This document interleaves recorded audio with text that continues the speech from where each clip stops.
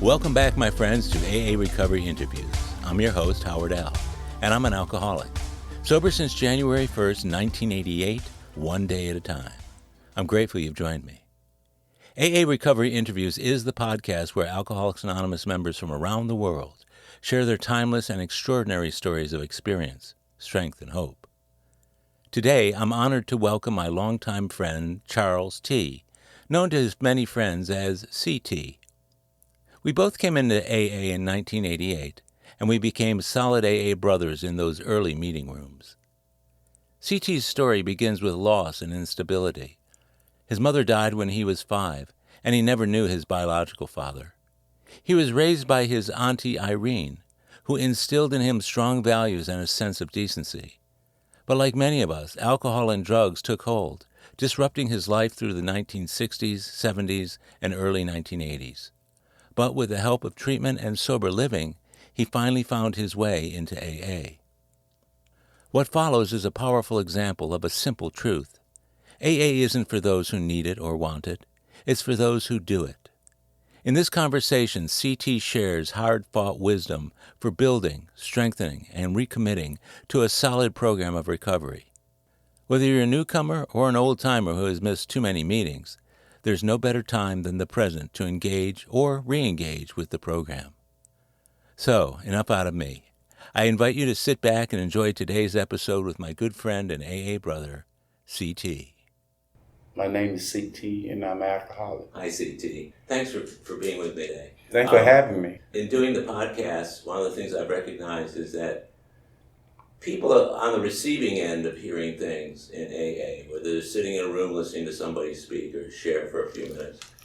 It's such a safe and non-judgmental place to speak, and the thing that sets that all up in the beginning, I think, is just the response of hi or hello.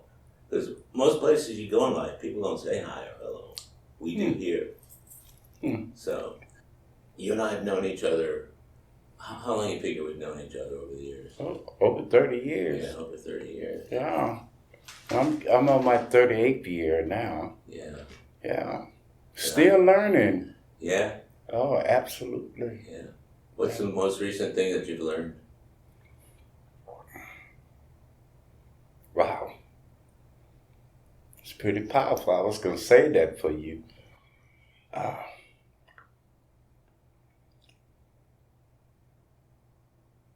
You're never too old to keep learning.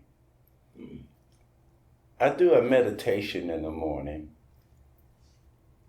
and I was in my garage, and something overwhelming came over me that I had a replay from a friend that came by. And he was in town. My wife fixed him a very nice meal. And while he was there, he was looking at a lot of my photos, especially when I was younger. Yeah. And he made this statement to me. This happened over 10 years ago, 15 years ago, somewhere like that. He said, why you didn't smile on none of your pictures? And I never paid it no attention. Because my mom died when I was 5. I never knew my father. My auntie raised me and my sister, and we didn't want for anything. So over the years, I looked at the picture, and I got a scowl on my face. But this morning, about a week or so ago, it hit me to go back inside the house. I went to that picture of that kid, and I put my hand on that picture, and I said, little boy, God has really done well by you, dude. I don't know why you frowning like that, but it's all good. And I do not know what took me to that place.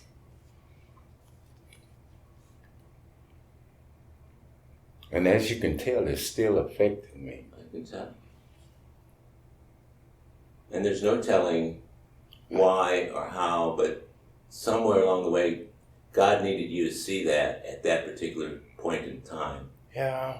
With everything going on. Just out of the way. Just out of the way. Yeah. And you're talking about some things that are very close to my heart too. I suspect that you and I had, if not similar upbringings, at least a lot of common features.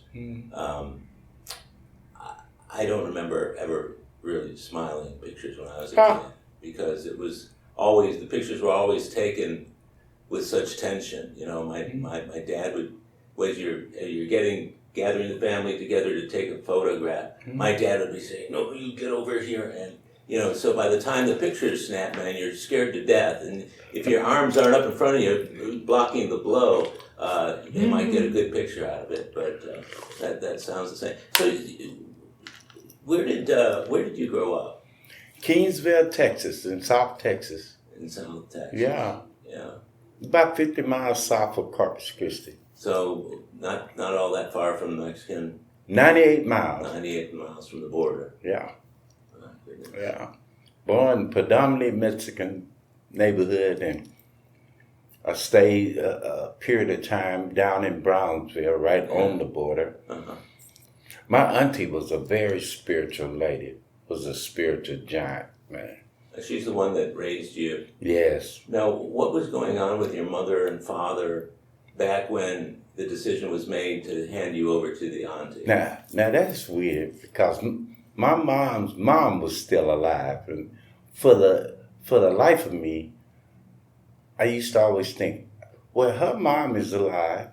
Why would she have my auntie raise me instead of her mom? Mm-hmm. Well, when I got older, they lived in California. Thank God. That family was dysfunctional to the hilt. I don't think I would have been still around. My mom knew best. Irene was very spiritual. Everything we talk about in recovery, Irene talked about. And I'm going to pass this one down. Well, she used to always tell me as a kid, she would always say, the only reason why we're alive is to be a help to someone else. Wow, what a message. That's AA in a nutshell right there. I should have paid attention, right? You should have paid attention. Yeah. Now, what was going on at the time? Are you an only child, or do you have siblings? I got one sister. Okay, you got one sister. Older, younger? Younger. Okay. What was going on within the family unit? I'm assuming it was dysfunctional. Most units don't break up like that. But what was going on within the family unit that made handing you over to your auntie to raise as opposed to your folks raising you? I couldn't answer that. I questioned that for years and years. Really? Yeah. And of course, my grandma's side of the family, you know, after I got older, I could realize they were dysfunctional to the hilt. Everybody was thrown off of. Irene was sane. Yeah. And straight, very principle-oriented, and very strict. Yeah. Hard-working, self-made woman. And she just had really strong roots. Yeah. And so I'm glad God placed me with Irene, man. She's smiling right now. Yeah, it sounds like she's a really wonderful woman. I'm curious, what did you tell yourself when you were a kid? What stories did you make up in your own mind to satisfy the question, why am I with my aunt instead of my mom and dad? Didn't question that. You didn't? That's interesting. Irene handled her business, man. Yeah. I learned how to promptly be on time.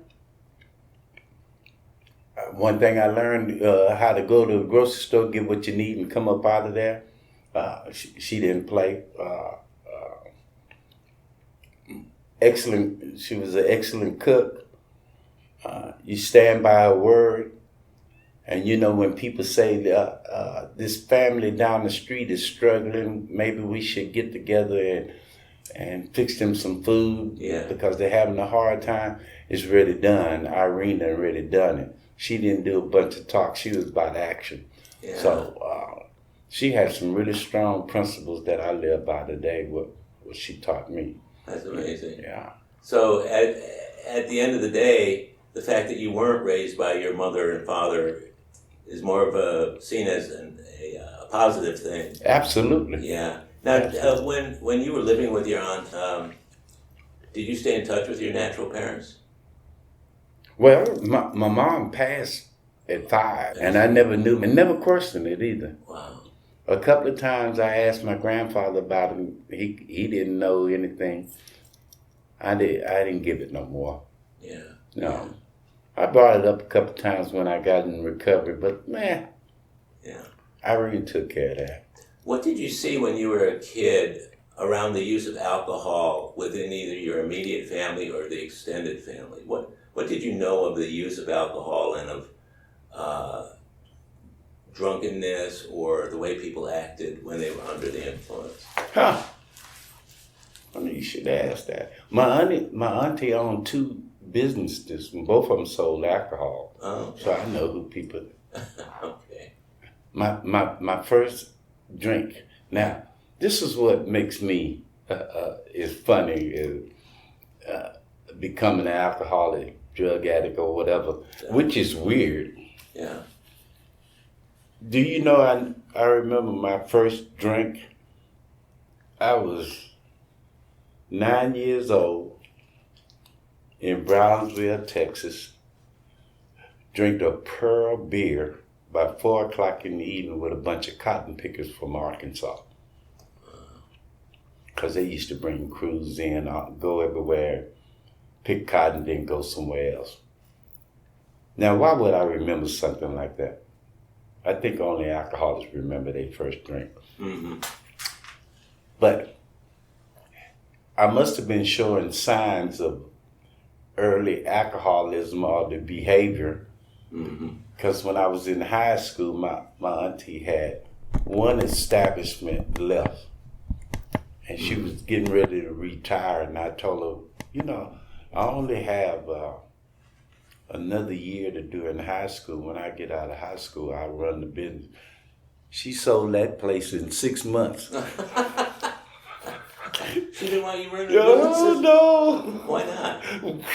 She's already saw the writing on the wall. That boy gonna have trouble. Oh my! So you were already having trouble by the Evidently, I must have been showing it. When you drank that Pearl beer with the cotton pickers there? Yeah. How did you feel, and what made you decide that you wanted to do it again? I don't know. They offered me that. I never paid no more attention than that about it.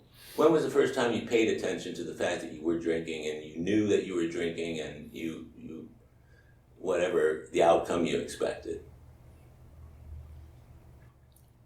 Well, I had my first illegal substance when I was 12 or 13 in the Boy Scouts. Ooh, boy, I tell you a bunch about my troop, right? Uh-huh. Troop 195. Well, we was dysfunctional. I don't know. I started drinking. My teenage years, going to high school and stuff like that, pretty much got slouched. Did a bunch of drugs, boy. Yeah. Isn't it something? This is what addiction gets me about alcoholism. High school, experimenting and drinking and drugging and doing all that crazy stuff. Yeah, because there's a lot of time between age 9 and when you're in high school. Yeah. I mean, Yeah. What were you doing during that period of time?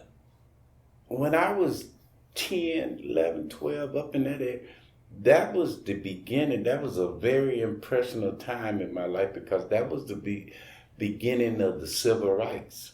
There was all these marching and protesting going on, and black people were fighting for equal pay, and they had strikes on the railroad down there, and I was going to an all-black school, and I integrated into a white school. So you were bused?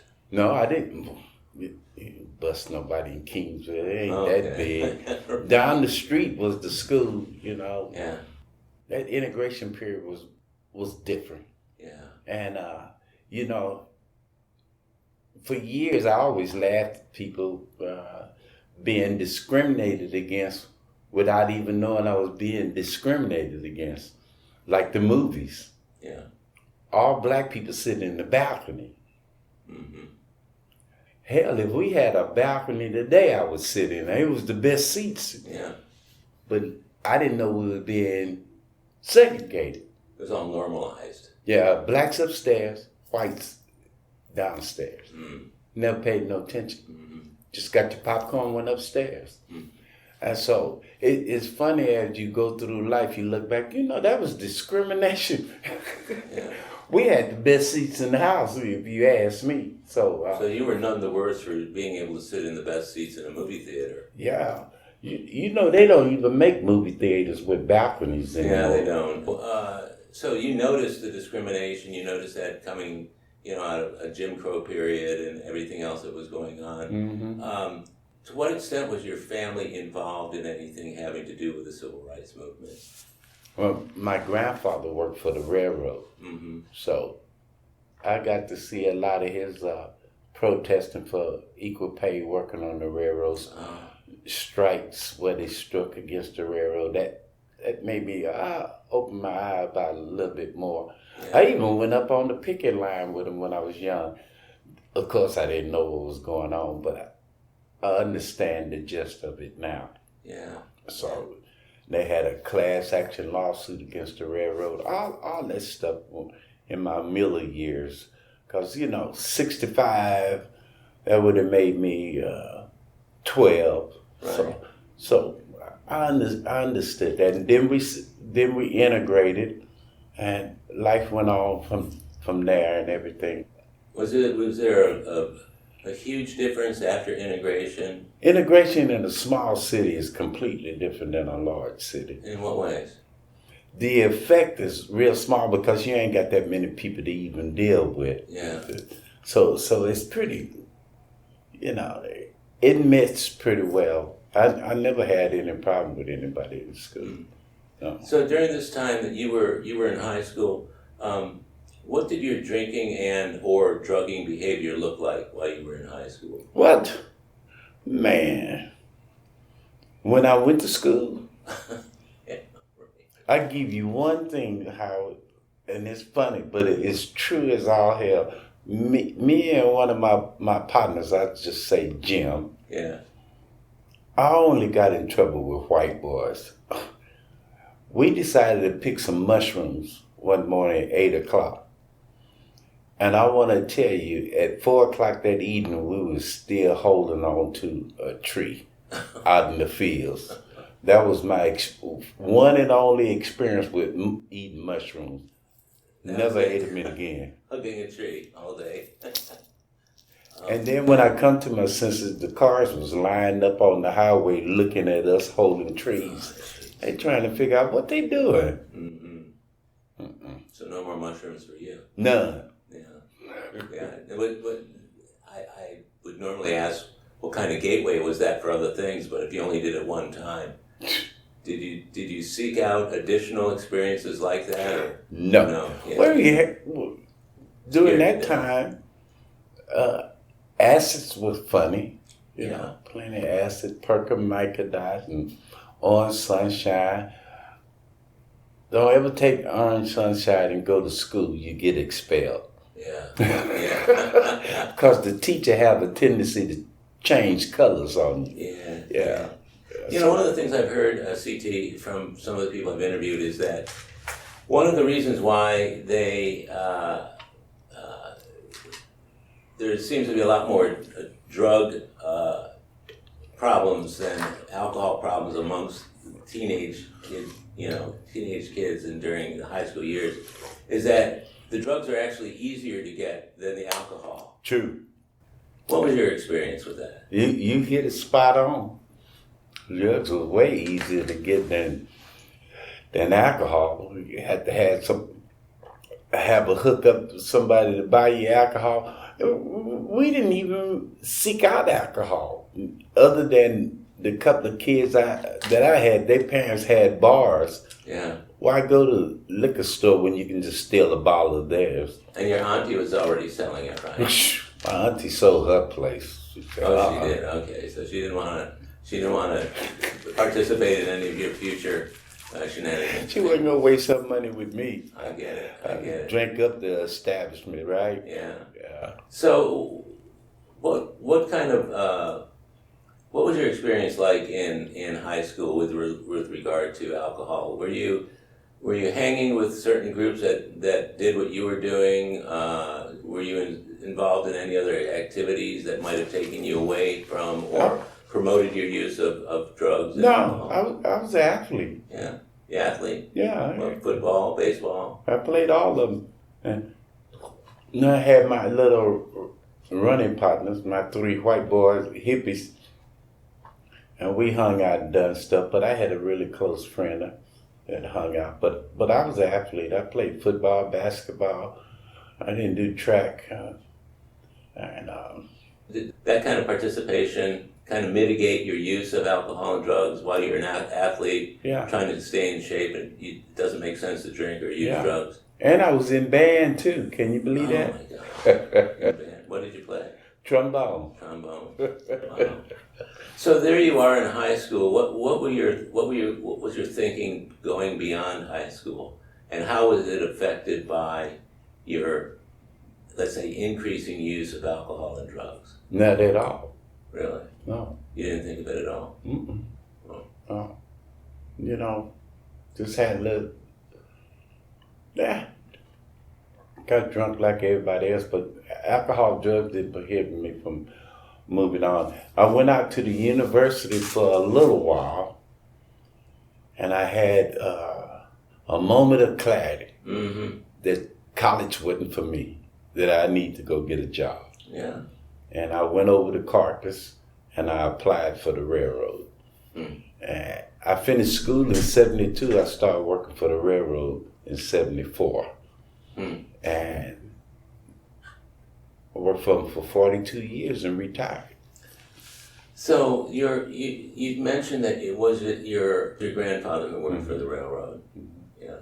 Is that a tradition in your family to work for the railroad, or it just kind of worked out that way? In fact, most railroad families are like that. Railroad people, somebody else in their family worked for the railroad. Yeah. Yeah. Yeah. You sort of like know the way of life by watching them. So, Right.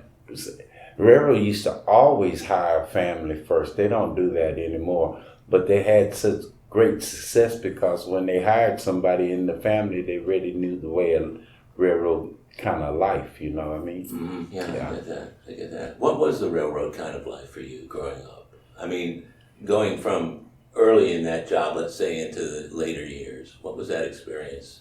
You're away from home a lot. Is that right? Yeah, you're away from home a lot. Doing what exactly? Well, your job has you working somewhere else a lot of times. It does. Because it worked on seniority, and the more seniority you got, you were able to work certain jobs that work out timing for you, you know. Yeah. And my last 10 years on the railroad, I worked a job from Houston to Galveston. It worked out perfect. Oh, yeah. I had the weekends off. I wasn't very far, so if the family wanted to come down to Galveston to visit, right down the street. So, but I had gained all that seniority over the years, you know. How did your drinking progress during those years? Oh, 74. 74. I went in treatment in 88. What is that, 14 years? Yeah. 74 is 84. 88, yeah. Yeah, 14 years.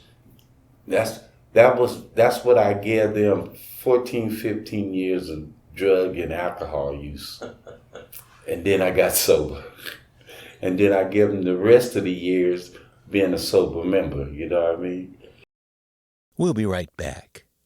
My friends, if you're enjoying my AA Recovery Interviews podcast, check out my latest audiobook, Alcoholics Anonymous, the story of how more than 100 men have recovered from alcoholism.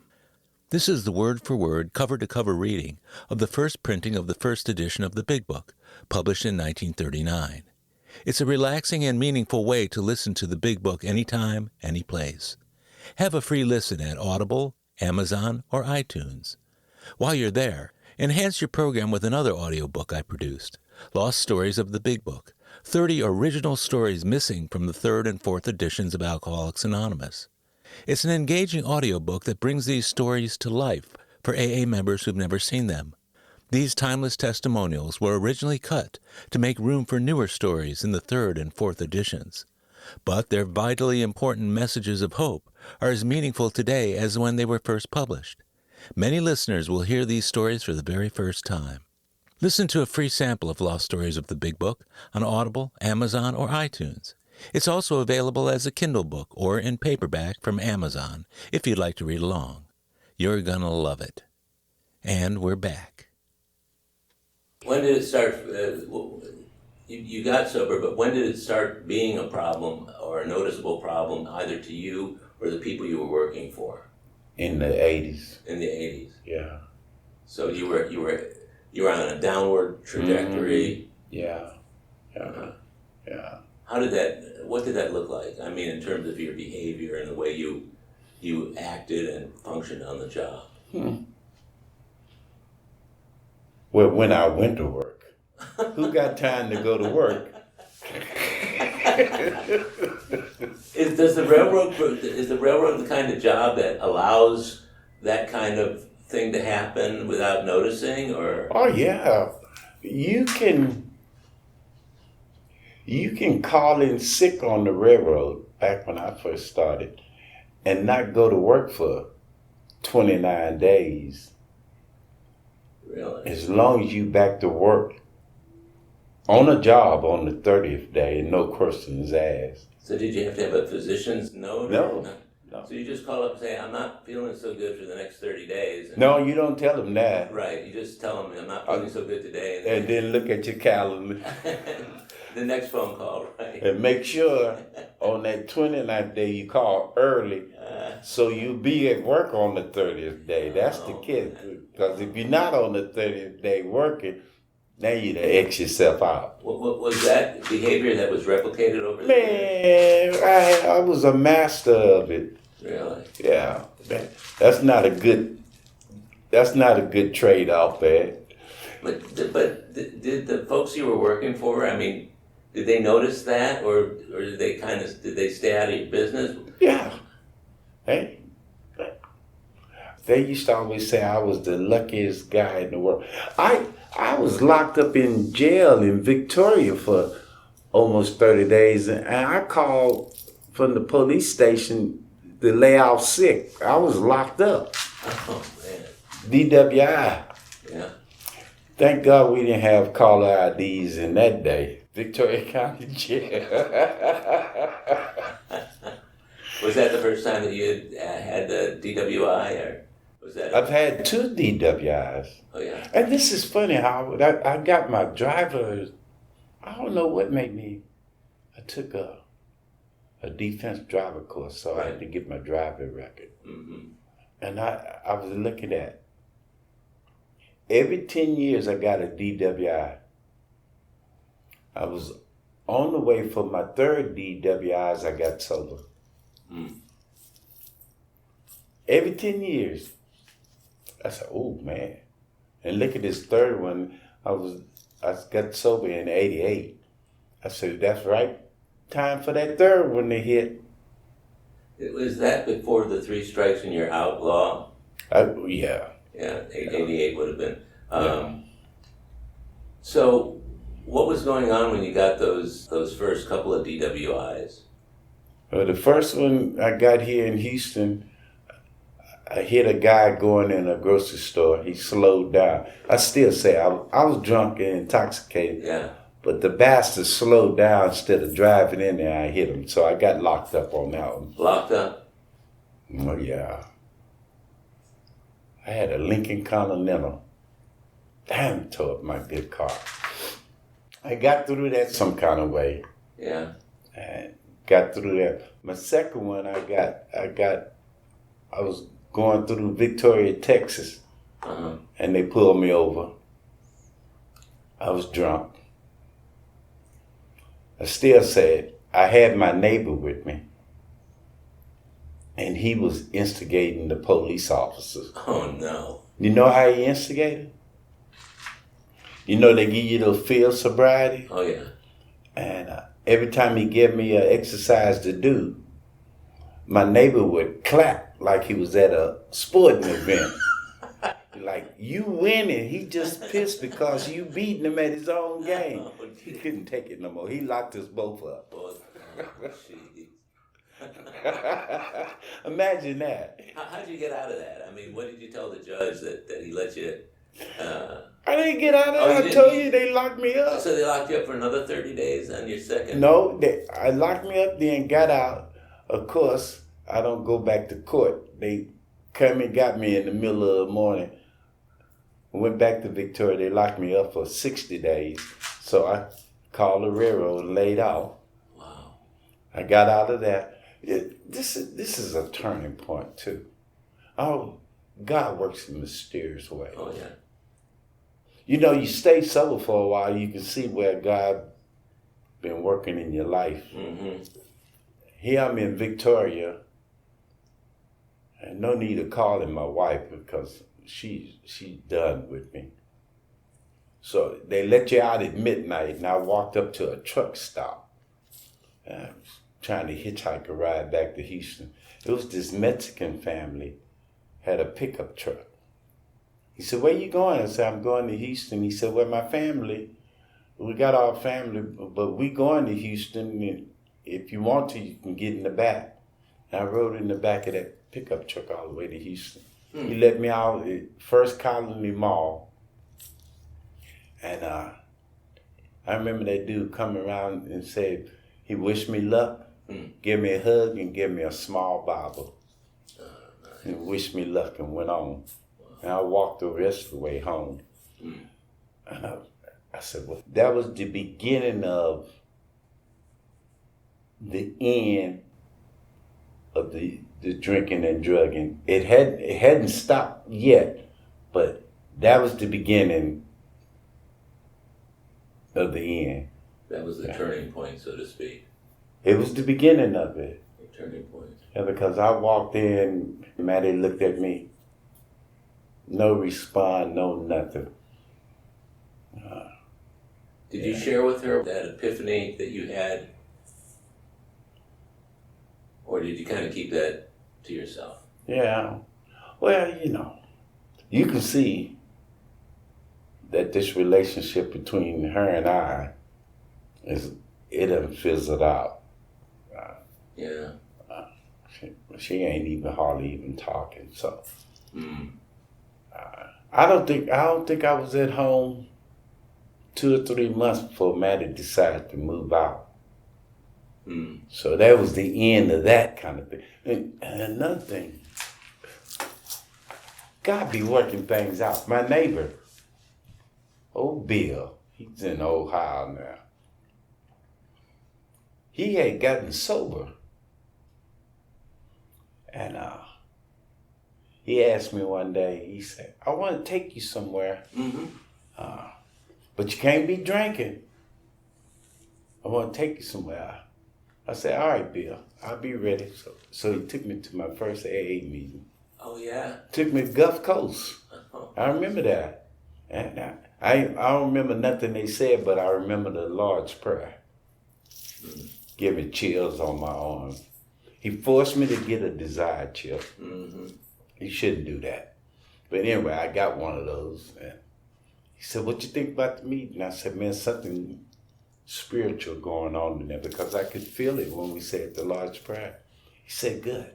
We'll do something tomorrow." Well, when he came home the next day, I was in my garage. I was drunk. He was pissed at me, man. I'm like, "What you pissed about?" "You got a desired chip yesterday." And I said, "I distinctly hear that man said, 'just for the day.' So you need to clarify what you mean by these desired chips. You know, I thought that chip was for yesterday." Well, yeah, and some people say it does have 24, so you could actually split things up too, you know. I mean, I've been sober since 4 o'clock yesterday, it's 3 o'clock now. I got an hour left before I You can need to drink. clarify. You need to clarify. Yeah. So what was his response? You said he was pissed off, but what ended up happening out of all that? Well, here's the connection. He was at the end of his treatment. He was going to this treatment center. Yeah. And I took him back because he wanted me to bring the vehicle back to his house for his cousin. Uh-huh. I took him to this place. Yeah. And when I decided to get sober, the railroad sent me to the same treatment center where I took Bill to. Mm. And the treatment center took me to the same place Bill took me to my first meeting. And when I said to myself, hell, I should have just stayed here and not cost me this other year of pain, you know what I mean? How ironic is that? That is ironic. Yeah. That's very ironic. The railroad covered rehab. Mm-hmm. What was going on at that point in your life with the alcohol and, are we still talking drugs here? Mm-hmm. Okay. What was going on with the alcohol and drug that was consequential to the railroad finding out and wanting to help you with the problem? I volunteered. You volunteered? Yeah. So what did that look like? I got in contact with the EAP. Yeah. And he happened to be one of us. So right? I couldn't run no bullcorn by him. Oh, wow. I even pretended to be somebody else instead of CT. You know, I'm calling for a friend. Sure you are. I'm just trying to find the outlay wherever. Yeah. And who am I talking to? Well, I'm going. Well, I know this has to be CT. I'm like, what? What you mean? How you know? Wait a minute. That was a God thing. That was eerie. I started looking around to see if he was in my house. And I sobered up in Rosenberg, Texas. I got a strong connection for it being out that way. Yeah. There's a lot of gratitude for the people that, you know, went through it. Not many of those guys still alive now, but a few of them still remember when I walk in. I remember those days there. So you still see some of those people from time to time. Yeah, I got strong connection to that. I go out there from time to time and say hello. Right? Yeah. Yeah. So you're in treatment. Was it a 30-day program? What kind of treatment? 30 days. Mm-hmm. And then how about intensive outpatient? Yeah. For 6 weeks, 8 weeks?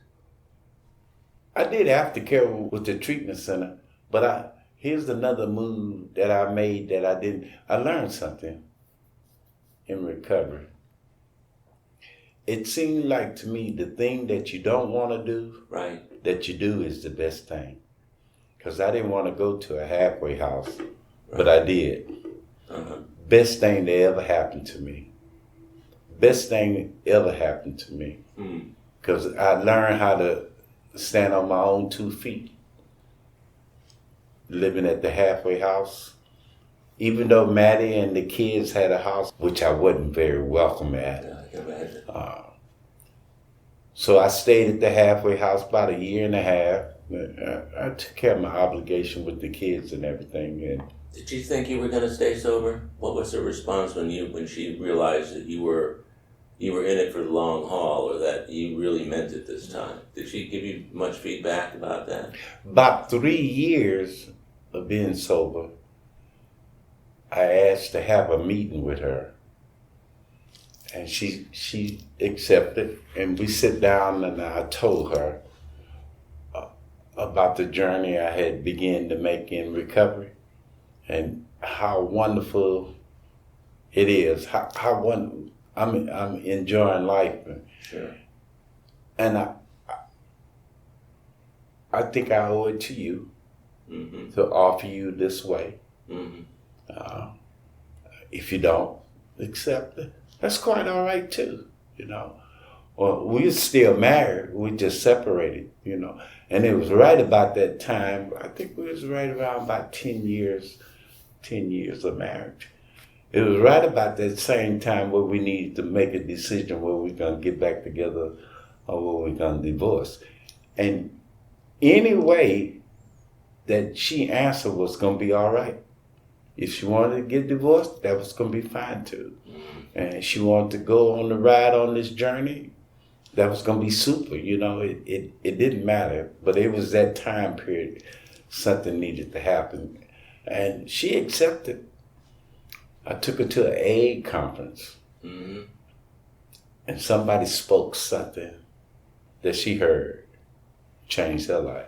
So she's been in Al-Anon for 34 years. She's been in Al-Anon, yeah. It's something that, frankly, out of all the interviews, I've done almost 200 interviews, and it's something that I don't hear as much about as I think I expected, was the number of spouses mm-hmm. or family members actually ending up in Al-Anon for the long term. I mean, 34 years is a long time. Why is that? I don't know whether it's because by the time people are ready to go into Al-Anon, they're so fed up, or, it could just be that they've solved the problem by getting a divorce or moving away. You think so? I don't think the guys or the women put as much effort as getting their spouse into recovery. Really? I don't think so. I think a lot of it has to do with ignorance. Yeah. When you're young and everything is starting, everything, they think if your spouse go to Al-Anon, they in there talking about you. Al-Anon don't give a damn about what we doing in the front room. They true. Do not care. Yeah. And they are not talking about you. Yeah. And I was in Al-Anon for a while there myself. And what I recall is exactly what you just said, that they're more interested in what's going on with mm-hmm. with them and the rest of the family. Mm-hmm. And in fact, I remember it was really awkward. I would go into these Al-Anon meetings, and I went to men's Al-Anon meetings, mm-hmm. and mm-hmm. only a few mixed. But I remember going in, and when I would introduce myself, I would, not accidentally, but it just blurted out, "My name is Howard, and I'm an alcoholic. I'm glad to be here." Mm-hmm. And you can tell that some people in the room are visibly pissed off about mm-hmm. me identifying that way. And the other thing was, whenever I would reference the big book. Oh. So one of the guys pulled me aside after a meeting one time and said, "Listen, don't bring your big book to the meeting. Right. And try and be respectful of the fact that you're in Al-Anon, not AA. Right. And that though we work from the same framework of principles and guidelines and so right. forth, that this is Al-Anon and not AA." That's and right. So that was a big transition right. for me. So she's been in Al-Anon for almost as long as you've been sober.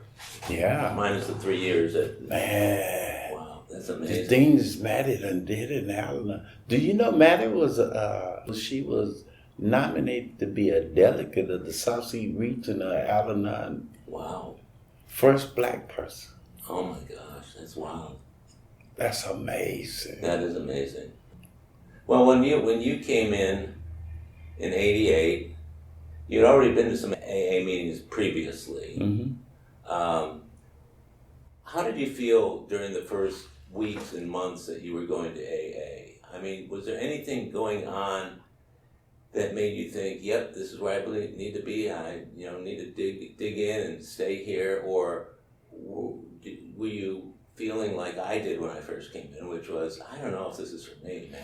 I just..." Funny you should say that, cause I got my root work or my groundwork, my own groundwork from NA. NA. Yeah. Okay. And what did that look like? Oh, fun. Those guys taught me how to live. I went to keep it simple. But I tell you, and you one too, Howard, and I hope I'm one too. We all examples of what recovery is. Yeah. And if I don't know anything else about it, AA, is that people watch you. Mm-hmm. They see if your words match up with you. Right. Okay. And alcoholics and drug addicts are notorious people watchers. And I watched that group. In fact, that group had everybody that got cleaned up over there and that was in the service and doing things are scattered all over Houston at all these different AA meetings now, and they're doing the same thing, being of service. Isn't that great? Yeah. And that's a great message to be sending to people when they come in. Mm-hmm. In fact, it's interesting. You can tell the quality of a group by how strong the emphasis is on service work. Mm-hmm. Mm-hmm. And especially when I meet a guy who's relatively new, or maybe within his first year, 18 months, Mm-hmm. I give them what I never really got during that period of time, and that was the importance of service work. Mm-hmm. You may not feel that any of this is important to you right now, but the fact that you're here and giving it a good try means something to the next man who's Absolutely. wondering the same thing. Yeah. That's where you and I and others of our AA generation, that's where we see eye to eye. It's so weird, man. I had a weird beginning in recovery. I hung out in my sponsor was in AA, old timer in AA, and the majority of my friends went to CA. So I had this little old circle where CA was loud and bash and colorful, and NA was campouts and to the beach and up on a spiritual tear, and AA was steady, quiet, and steady, and I just had a good whirlwind and everything. My sponsor was God-given. You're talking about your AA sponsor? Yes.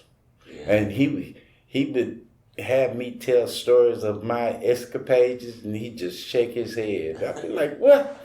He'd be like, I can't believe you shaking your head to that. Like you didn't do anything. But he was so peaceful. Yeah. I had him for 15 years. And it's funny now, I got this sponsee that has about 3 years. And him and I have the same relationship that I had with my sponsor.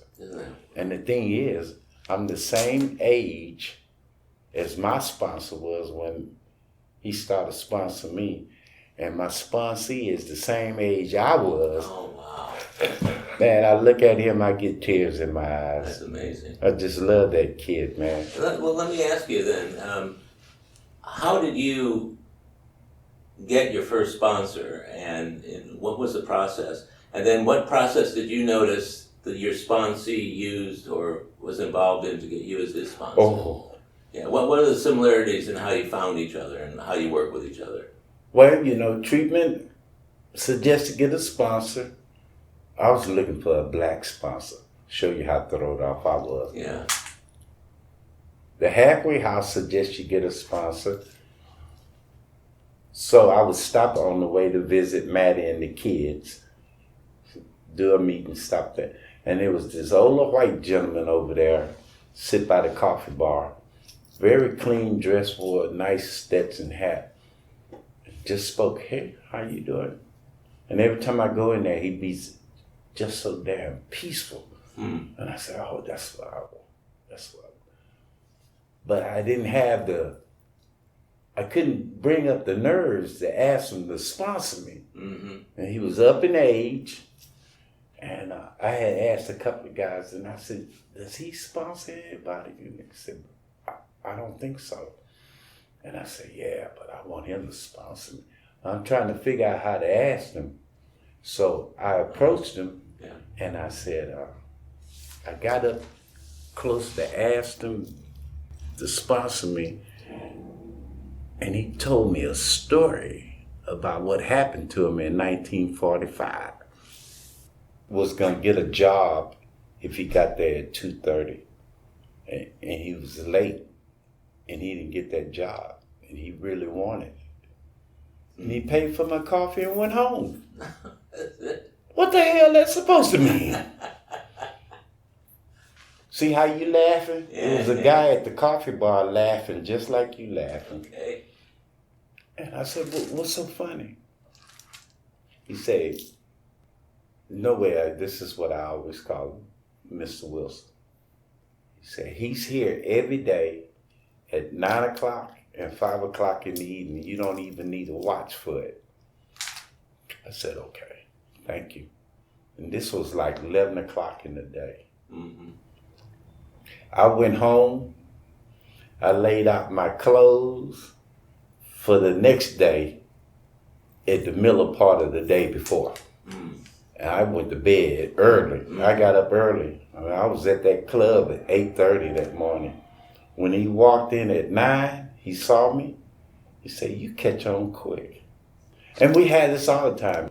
People wanting certain people to sponsor people. Oh, yeah. But are you willing to do what they do? If they tell you to be somewhere at 9 o'clock, are you going to show up at 9:15? Oh, no.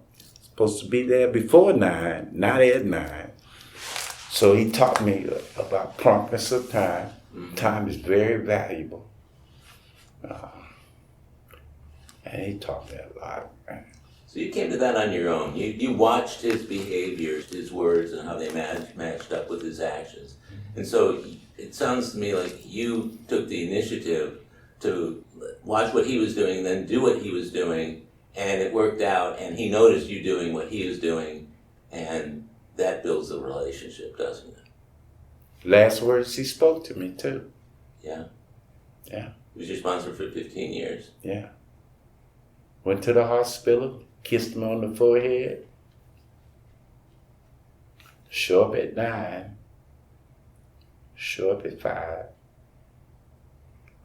Always be encouraging. Never be discouraging. Mm. Wow. Final words. That's powerful. Hmm. So that's that part of the story. What's the part of the story with your guy, with the sponsee? How did he find you? Or what did that look like? Well, I had a friend of mine. It was her son. And he's been having a problem with alcohol. He had this accident. Had a pretty bad accident. And she called me all in the tiffin. Well, that alcoholism done caught up with him. Now he done had this major accident. If you don't do something about it, I said, well, that's out of our hands. I said, what you can do, you got my number down. Yeah. I said, where he is? She said, he in the bedroom, he's feeling. I said, yeah, I know he's feeling like that. I said, just give him my number. And if he calls, he calls. Mm. If he don't, he don't. And this is a family friend. Mm-hmm. Okay. And he called. He was beat up. I told him, I said, I was smiling on the other end of the phone. I said, well, I can tell a well-whooped ass.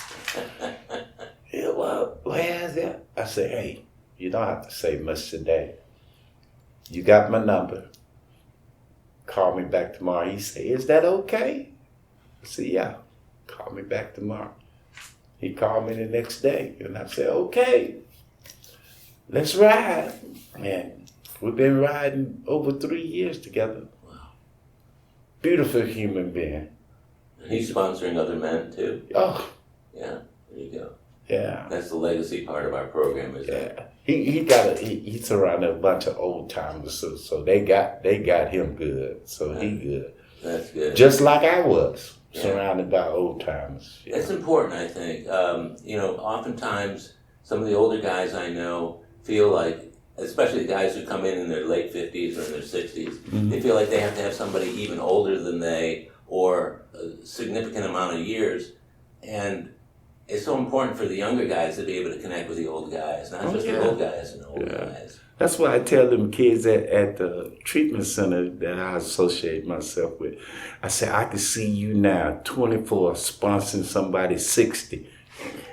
Yeah, it's amazing. And it's an incredibly humbling experience, too. Yeah. I remember when I was sober for about 5-6 years, and I went out to the retreat center for a retreat, and there was a guy who came up to me during one of the breaks, and he said, Howard, I'd like to ask you something. I said, what? He said, I've been listening to you speak, I've seen you in meetings, here we are at the retreat. I wanted to talk to you about becoming my sponsor. And I said, and his name is John, and you know the John I'm talking about. I said, John, you've been sober like 20 years. I've got maybe 3 years at the most. And I said, what? Don't you want someone with more experience or more this or that? And he said, no. He says, the reason I want you to be my sponsor is because I want what you have. And then he laid it out to me. The family that seemed to be in good shape, a program that seemed to be vital, doing the things that I was told to do, the basics. And I came to find out that was what he was looking for in a sponsor, and that's why he asked me to be his sponsor. Yeah, isn't it something? And it had nothing to do with how much time I had versus him or anything. So that's why I'm hoping, and I know when people listen to this, my hope is that it will be instructive to them as to how to proceed in getting a sponsor. Now, how did you feel when you walked in to AA and you saw all this stuff about God in the steps? No problem at all. No problem at all. No, I never had no problem with the God issue. In fact, I was pretty let down on myself when I found out God was the solution. I was like, what I'm thinking? Hello? God waited to take action with you until you were in AA? I guess. Why didn't he do it sooner? Oh. Well, you weren't ready, were you? Oh, no. I'd be like, no, man, not yet. But I was searching, though. Yeah. Being in recovery allowed me to search. Yeah. Because I always had this thing as a kid. There got to be another way than thinking about this God business than the church that I was raised up in. It seemed one way, one-sided. And I heard from a little girl at an NA meeting of all places. A little young girl, too. She never paid attention in the meetings. Why call on her? She not paying attention. And I went to this God is Your Understanding meeting. Man, that meeting was packed every Sunday. We used it for church. And they called on her, and she was playing in her nose when they called on her. Show you she wasn't paying no attention. Right. And I said to myself, I'm cross-talking, I'm talking. I don't know why you call on her. She never paying attention. And she a kid. She ain't paying attention. And they asked her, what was her understanding of this God? And she said, well, I don't have anything to say. They're getting ready to call on somebody else. And she said, wait a minute. She said, I got one thing to say. And she said, what I come to learn that I don't use my God to beat up your God. I said, oh, man. Wow. There you go. How freeing is that? Whatever works for you is fine with me, baby. It don't matter. That's powerful. That's really powerful. Yeah. That kind of realization is just big. Let it be. That's big. Whatever works for you is fine with me, baby. Yeah. Well, so you and I have been talking about a lot of really important things in our lives.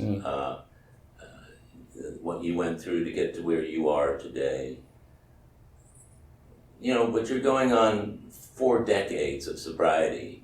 Tell me about some of the things during your sobriety that were pivotal moments in your life with regard to being sober or just because you're involved in AA. I don't know how. My daughter graduating from A&M and having a recovery T-shirt on up under her gown. Oh, wow. Did she participate in any of the 12-step programs? No, she just hung out with them. Okay. Her teacher good meetings, and you could rest assured if she picked a meeting, there was some food there or something. She knew that. Yeah, that was my backup sponsor. She was with me from the beginning to the end. She has all my chips. Does she? Yeah. Wow. I can tell you a story about that. But another pivotal moment. My co-workers building me an office in the men's bathroom. Where you worked? Yeah. Huh. They had it. Somebody's wife. They had it stenciled CT's office, and they fixed this corner. Oh wow! And I go to work and they give me the signal. We go in the bathroom and I put that AA in them. They didn't know where you come up with this at? Straight at 12 step for years. Yeah. Right by the exit door, you know. Need to talk to you. They give me that old head. Yeah, that was great. Do you have any sense of the number of people over the years at the railroad job that you were in that you've helped get sober or stay sober or at least open their minds up? Have no idea. I think it's a large number. No idea. Yeah. I still have guys call me today. Man, God.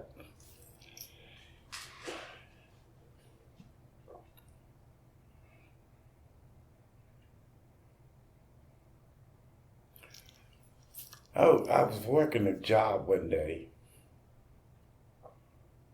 And this young guy, I never worked with him before, but some kind of way we got sideways with each other. But after we finished working, it was like 10 of us down there in Galveston at the hotel. Mm-hmm. He was quite younger than me. So he gathered up with his peers and they went and ate, and I got my food and went to bed.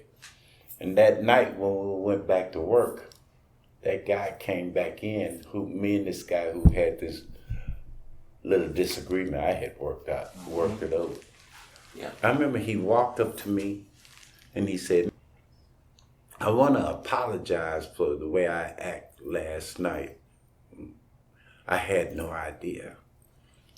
I said, no problem, we good. Well, what had happened, he went and told the rest of those guys, any of y'all ever worked with CT?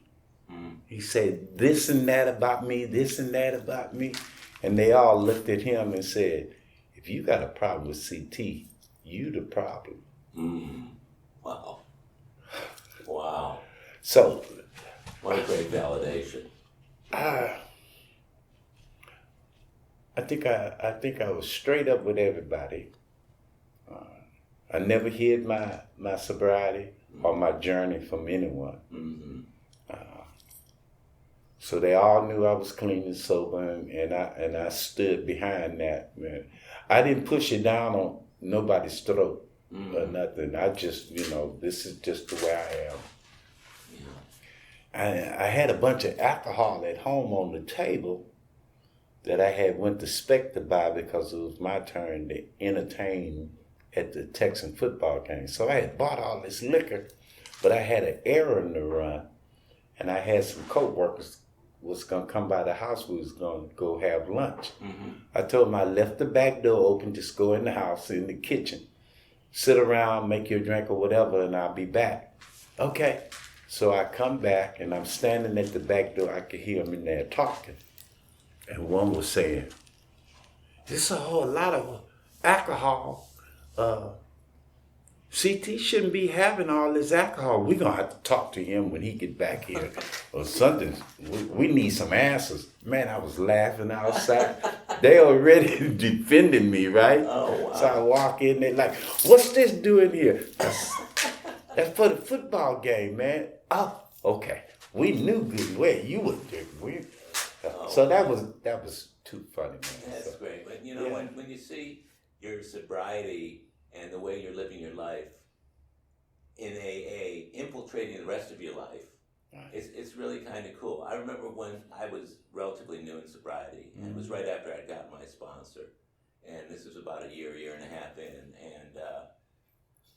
and I asked him, I said something like, Mike,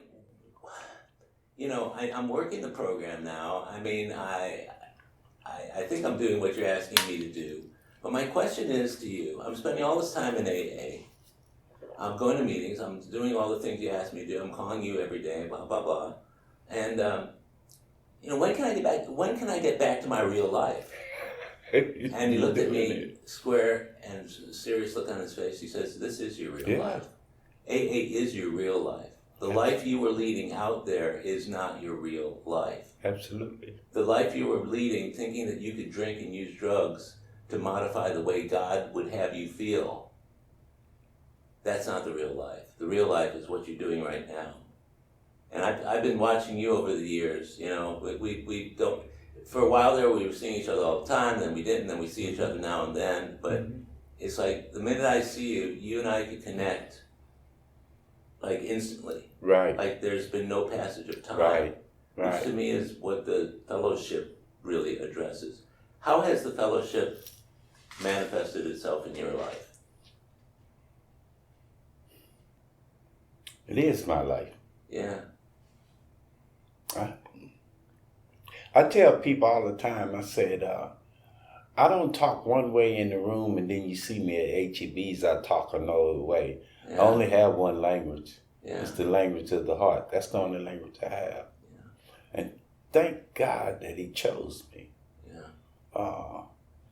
The places that I have been invited to come share, experience, strength, and hope, never would have been invited to. Never. And people I've met, and Alcoholics Anonymous is always about the people. I done met some super people on this walk. I mean, I'm not talking about people of prestige or anything. I've met some remarkable human beings. Mm. And I know without a doubt, everyone that I meet on this journey is for a reason. It's never a mistake about the people that you're supposed to meet and sit down and talk to and have a conversation. Yeah. It's all on God's timing. And I done met some absolutely phenomenal people. Yeah. Some years ago when we had the International in San Antonio, I'm being my natural self. I'm harassing everybody. And it's a group of about 5 Asians from Japan walking behind me. And I'm harassing everybody, and they bust out laughing like 30 seconds later, right? And I look back, and I'm like, one guy said, what's going on? He said, I can talk English, so what I'm doing, what you saying to these people here, I'm translating it to them. I said, the hell you say? I said, man, I've been cussing and everything. He said, that's why they laughing. I said, let's go smoke cigars. So we went and got cigars. They don't know what they're doing with cigars. They choking and laughing. I'm talking. I'm just having a ball. And I see them the rest of the convention. We wave and everything. My son passes away. Mm-hmm. And I don't know, 6-7 months later, I'm on Facebook and I get a message. And of course I can't read his name. Right. So, but up under it say translation. And I hit the translation and it says, you probably don't remember me, but I'm from Japan. Mm. And I was the guy that was translating. Of course I remember you. He said, I'm just writing, sending you condolences from the passing of your son. Mm. Much love always, he says his name, and he says TC. And I say, see that? What I mean? How you cross people's paths. Yeah. You never know. And it's a beautiful thing. Oh, beautiful thing. God be working, and God with his timing is right on time. He never late. And his ability to take us through the really, really rough times and the tough times is absolutely remarkable in so many different ways, and sublime in many ways as well. But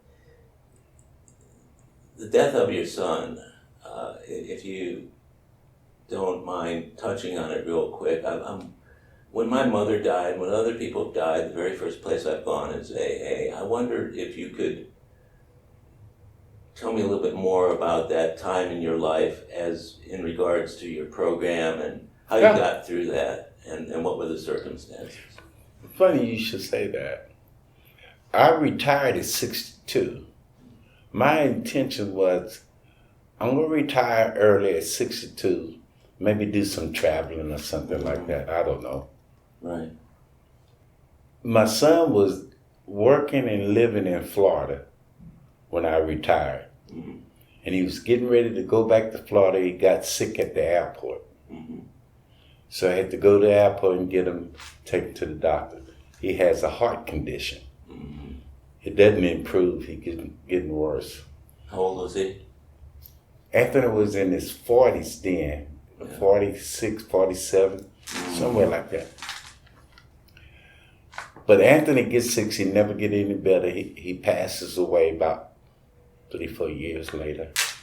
And I thought to myself, through this whole ordeal, I said, now, I retired at 62, took early retirement at 62 for myself, right? But God had me retire at 62 to take care of Anthony. I became his caretaker and everything, and he passed away. And what a wonderful 3-4 years we had together with this intense being together and everything before his passing and everything. That God doing his thing again. We think we doing it for one thing, but God said, oh, no. You taking off just right. You can take care of Anthony now. So that's a beautiful story. Yeah. And it's one that takes us, I think, full circle to you mentioning to me earlier about things that are going on right now for you as we speak with regard to your sister-in-law. Yeah. And how you're there for her and for Maddie and for the people who love her and your family. Mm-hmm. And I can't think of a better time for us to have been talking like we're talking today at CT. And the two of us connecting as we've had in the last hour and a half. God's impeccable timing. Once again, huh? Yeah, great mind. I thought today coming over there, I said, wow.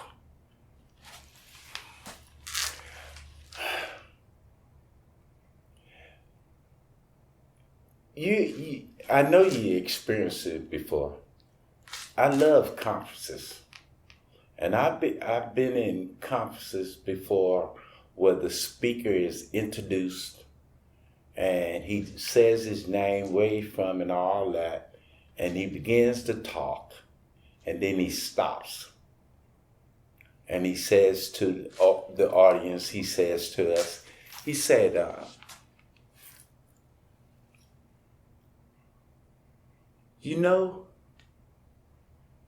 I've been going through something, and I need to talk. Woof. Everybody get their chairs, they pull up, everybody sit straight up, because now we finna get some juice. Yeah.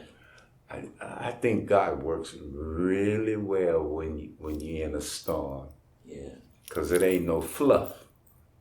Straight from the heart. Yeah. Ain't no makeup or nothing on that. That's just straight as you get. You can feel the pain. You can feel the emotions. Because that's what we got here is the language of the heart. That's it. And what leaves one heart reaches another. Yeah. What a way to wrap things up here at CT. I mean, I knew bits and pieces of your story over the years, But being able to fit it all together now, it's like I have some context. Times in which I wondered, wow, I wonder what the rest of that story is. But, you know, and I think sometimes that I'm at fault for not pursuing knowing more at the time, but I'm with you when you say it's God's time, it's God's agenda. When He wants you to know, He will put you together with that person. And here we are together, learning plenty about you.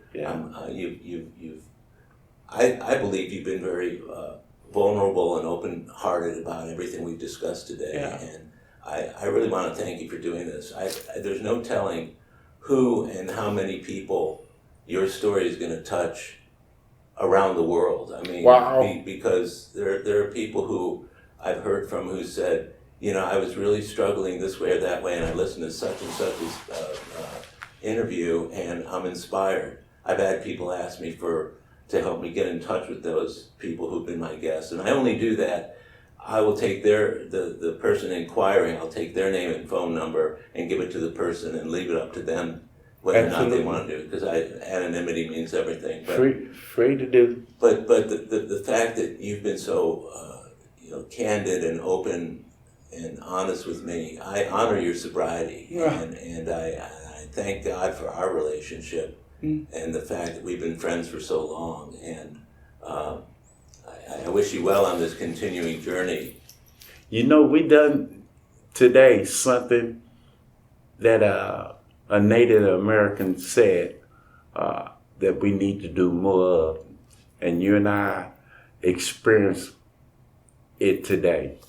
And he said there's two principles that we should experience more. And he said one is crying and one is laughing. And he said both of them are healing. I think you and I done that today. We laughed and we cried. I love you, brother. Thanks for doing this. Love you. Thanks for having me, Howard. You bet, you bet. All right, much love. Much love indeed. Well, my friends, that's a wrap for today's episode of AA Recovery Interviews. Thank you for tuning in. If you enjoyed AA Recovery Interviews, will you please tell others how to listen to it? Think of it as a little AA service that spreads the word about this rich and meaningful listening experience. It's yet another helping hand we can all extend to alcoholics everywhere. Visit my website, aarecoveryinterviews.com, where you can listen to every episode of AA Recovery Interviews. And if you want to contact me directly with any comments or suggestions, simply email howard@aarecoveryinterviews.com.